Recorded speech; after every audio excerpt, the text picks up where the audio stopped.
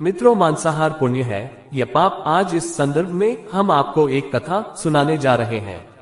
ये बात उन दिनों की है जब भगवान श्री कृष्ण अपने बालपन में थे। एक बार जब श्री कृष्ण एक पेड़ के नीचे बैठे बांसुरी बजा रहे थे, उसी तरफ एक हिरण दौड़ता चला आया और उनके पीछे जाकर छुप गया। वो हिरण बहुत ही घबराया हुआ था। भगवान श्री कृष्ण ने उसके सिर पर हाथ फेरते हुए कहा, क्या हुआ, तुम क्यों छुप रहे हो? तभी उसका पीछा करते हुए एक शिकारी भी वहां आ पहुंचा और बोला, यह मेरा शिकार है, इसे मुझे दे दो, इस पर मेरा अधिकार है। तब भगवान श्री कृष्ण बोले, हर जीवित जीव पर उसका खुद का अधिकार होता है, न कि किसी और का। तब वह शिकारी क्रोध में बोला, यह मेरा शिकार है, इसे मैं पकाकर खाऊंगा। तब भगवान श्री कृष्ण बोले, किसी भी जीव को मारकर खाना पाप की श्रेणी में आता है। क्या तुम पाप के भागी बनना चाहते हो? मांसाहार पुण्य है या पाप? क्या तुम धर्म को नहीं जानते? तब वह शिकारी बोला, मैं तुम्हारे जितना शिक्षित तो नहीं कि यह जानूं कि मांसाहार पुण्य है या पाप, पर मैं ये जानता हूँ कि जीव को मारकर खाना, इसमें कोई हर्ज नहीं। मांसाहार से तो एक तो वह जीव को जीव बंधन से मुक्त कर रहा है, फिर क्यों मांसाहार से मना किया जाता है? मांसाहारी होने को क्यों नहीं कहा जाता? वैसे भी मैं इसको मारकर नीच योनि से मुक्ति दिलाकर पुण्य ही कमा रहा हूँ, फिर इस पर पाबंदी क्यों? इसे तो प्रोत्साहित करना चाहिए। जहाँ तक मैंने सुना है, जीव हत्या तो शास्त्रों में भी बताया गया है। राजा लोग शिकार किया करते थे। ऐसे तमाम तर्क देते हुए श्री कृष्ण से शिकारी ने पूछा, फिर क्यों ये मांसाहार गलत है और पाप की श्रेणी में आता है? आप ही बताए, मांसाहार पुण्य है या पाप? भगवान श्री कृष्ण समझ गए कि इसकी बुद्धि मांस खाने के कारण तामसिक हो गई है और उसने सोचने और समझने की बुद्धि भी खो दी है। फिर भगवान श्री कृष्ण बोले, इस अंतहीन विषय पर पहले मैं कोई राय नहीं दूंगा। मेरी इस छोटी सी कथा को सुनने के बाद तुम्हें उत्तर देना है कि मांसाहार पुण्य है या पाप और तुम्हें मांस खाना है या नहीं। वह शिकारी सोचने लगा कि इसमें मेरा तो कोई घाटा नहीं है, इस कथा को मैं सुन ही लेता हूँ, मेरा मनोरंजन भी हो जाएगा और बाद में मुझे इसका मांस भी खाने को मिल जाएगा।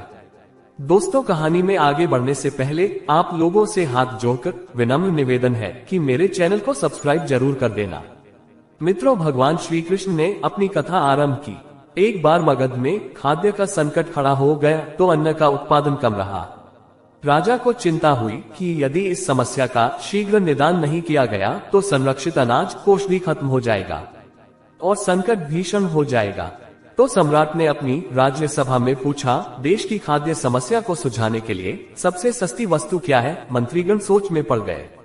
चावल, गेहूं, आलू इत्यादि पदार्थों को उगाने के लिए बहुत श्रम करना पड़ता है। वह तभी प्राप्त होते हैं जब प्रकृति का प्रकोप न हो। ऐसे में तो कुछ सस्ता हो ही नहीं सकता। तभी शिकार का शौक रखने वाले एक मंत्री ने सोचा कि यही उत्तम अवसर है, क्यों न अंधाधुंध शिकार के लिए राजा की अनुमति ले ली जाए। उसने सभा में कहा कि सबसे सस्ता खाद्य पदार्थ है मांस। इसके लिए धन का खर्च भी नहीं है और पौष्टिक खाना भी मिलता है। सभी सामंतों ने भी इस बात का समर्थन कर दिया, लेकिन मगध के प्रधानमंत्री अभी भी चुप थे। सम्राट ने पूछा, प्रधानमंत्री आप चुप क्यों हैं? आपने कोई अनुमोदन नहीं किया, आपका क्या मत है? प्रधानमंत्री ने कहा, मैं यह नहीं मानता कि यह कथन सही है कि मांस सबसे सस्ता पदार्थ है। फिर भी इस विषय पर मैं अपने विचार आपके सामने कल रखूंगा। प्रधानमंत्री उसी रात मांसाहार का प्रस्ताव रखने वाले सामंत के घर पहुंचे। सामंत ने इतनी देर रात प्रधानमंत्री को अपने घर आया देखा तो वह घबरा गया। किसी अनिष्ट की आशंका से वह कांप गया। प्रधानमंत्री ने कहा, संध्या को महाराज बीमार हो गए, उनकी हालत बहुत ही खराब है। राजवैद्य ने कहा है कि किसी शक्तिशाली देह का 2 तोला मांस मिल जाए तो राजा के प्राण बचाए जा सकते हैं। आप महाराज के सबसे विश्वास पात्र हैं, इसीलिए आपसे योग्य कौन होगा? इसके लिए आप जो भी मूल्य लेना चाहें ले सकते हैं। आप कहें तो इस काम के लिए मैं आपको 1 लाख स्वर्ण मुद्राएं भी दे सकता हूँ। एक बड़ी जागीर भी आप मान सकते हैं, बस आप अपनी इच्छा कहें। मैं कतार से आपके हृदय को चीर कर बस 2 तोला मांस निकाल लूंगा।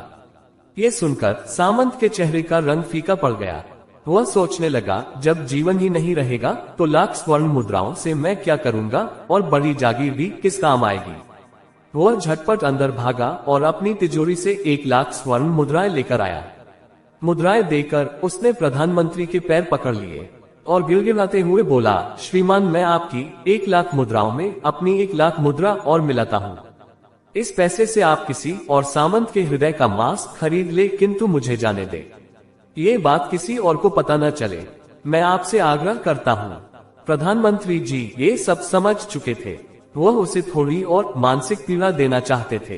प्रधानमंत्री ने आगे कहा, सामंत आप शरीर से बलिष्ठ हैं।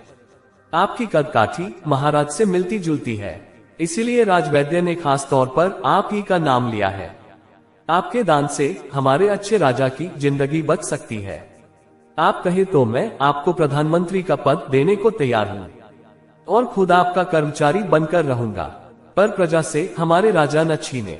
सामंत तो फंसता हुआ दिख रहा था। उसने शरीर पर अन्न वस्त्र रखकर अपने जूते भी पहन लिए। जैसे ही वह वहां से भागने वाला था, वह तुरंत प्रधानमंत्री के पैरों में लेट गया। उसने याचना की कि प्रधानमंत्री मैं इसके योग्य नहीं हूँ। जब प्राण ही नहीं रहेंगे तो प्रधानमंत्री पद का राजा का सिंहासन भी मिल जाए तो मैं उसका क्या करूंगा। आप चाहे तो मेरा सब कुछ ले लें, पर मेरे प्राण न लें। मैं अपना ये भवन और सारा धन आपको सौंपता हूँ। रातों रात राज्य से निकल जाऊंगा। इतना कहकर वह अपने घोड़े की ओर भागा और जैसे ही अपना घोड़ा गठने लगा, आवाज आई, अभी अभी अपने पीछे गए तुम अपने परिवार को भी छोड़े जा रहे हो। सामंत बोला, मेरे प्राण से प्रिय कुछ भी नहीं है। जब जीवन ही न रहेगा तो कुटुंब का क्या करूंगा।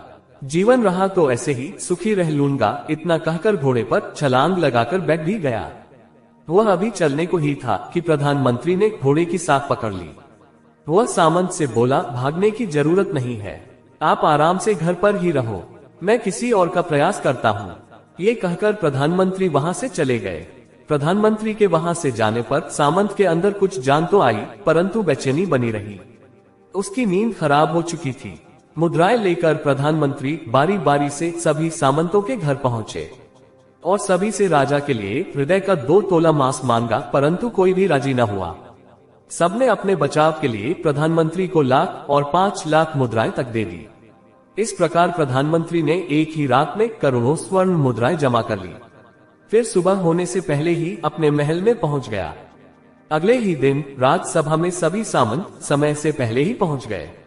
सभी यह जानना चाहते थे कि राजा स्वस्थ है कि नहीं, लेकिन कोई भी किसी से भेद नहीं खोलता था।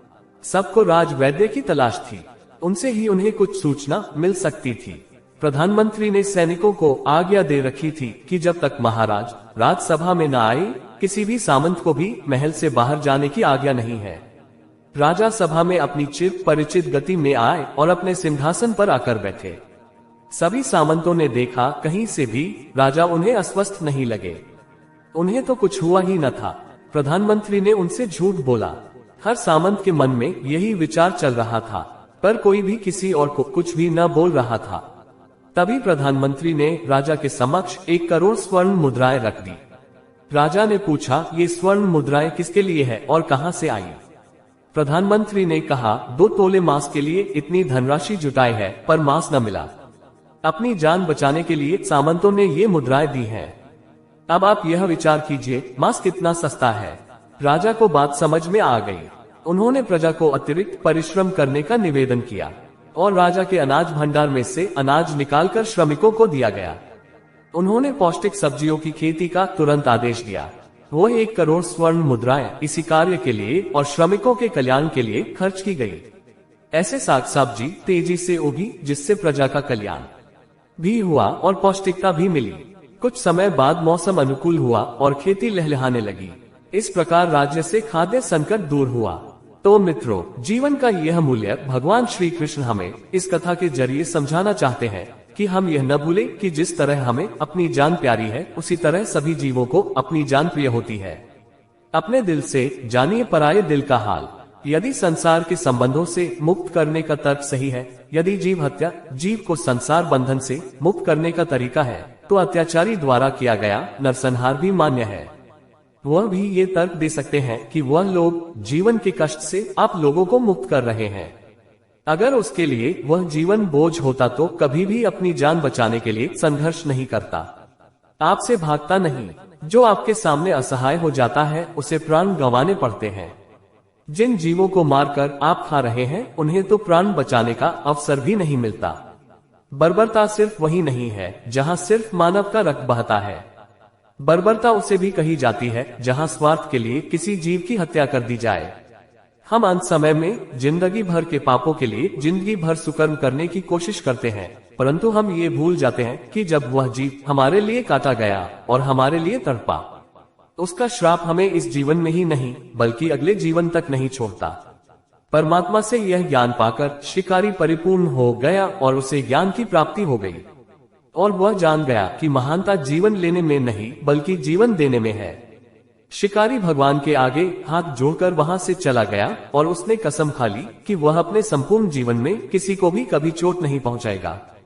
तो दोस्तों, कैसी लगी आपको हमारी यह कहानी, कमेंट जरूर कीजिएगा।